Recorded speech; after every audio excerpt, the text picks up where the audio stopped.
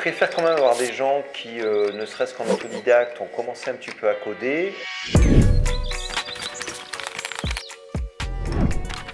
On apprend en pratiquant, notamment en entreprise, ce qui permet de s'améliorer et d'avoir des bonnes bases.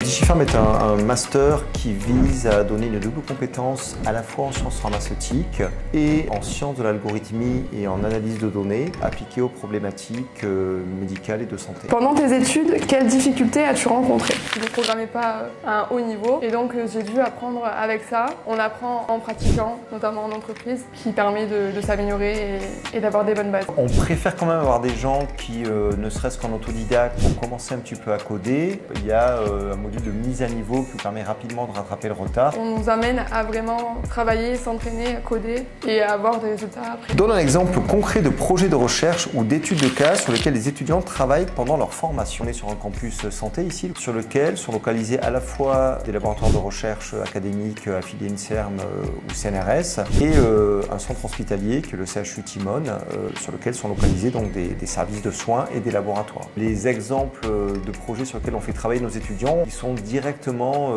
tirés de notre pratique quotidienne en recherche académique ou en recherche hospitalo-universitaire. On va vous aider à avoir une boîte à outils, alors ça repose sur du codage sur R ou sur Python. Vous allez piocher les outils nécessaires qui vous permettront de répondre à la question qui peut être clinique ou pharmaceutique, hospitalière, académique ou industrielle, en lien avec le médicament et la prise en charge du patient. Donc moi, plus en alternance, j'ai travaillé un peu sur tout ce qui était data management, donc la gestion des données. Tout ce qui était data visualisation, donc comment visualiser ces données pour en faire tirer des leçons et de la data analyse aussi pour analyser ces données. En quoi est-ce un avantage de faire ce master en apprentissage? Il n'y avait pas meilleur moyen en fait d'appliquer ces connaissances, la théorie, en étant en apprentissage, en entreprise directement et en fait travailler sur ces connaissances et en développer par ailleurs. On alterne des périodes de 2 semaines de cours et de formation et de 2 semaines en entreprise. Ça va de septembre, on va dire, à début décembre et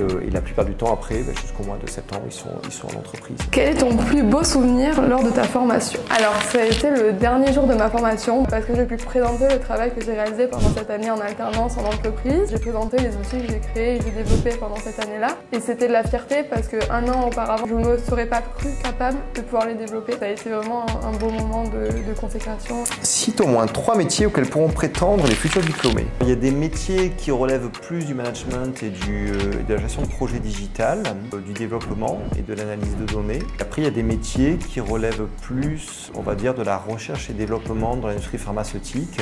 En quoi cette formation répond-elle aux défis actuels de l'industrie pharmaceutique? On s'est aperçu qu'on n'était plus capable de gérer, d'analyser la dimension de données qui était en train de submerger l'industrie pharmaceutique. Nous, DigiFarm, typiquement, avec cette double compétence qu'on essaie de donner aux gens, on va avoir des personnes qui sont à la fois capables de traiter les données d'un point de vue très technique et qui auront plus un regard très critique sur les données.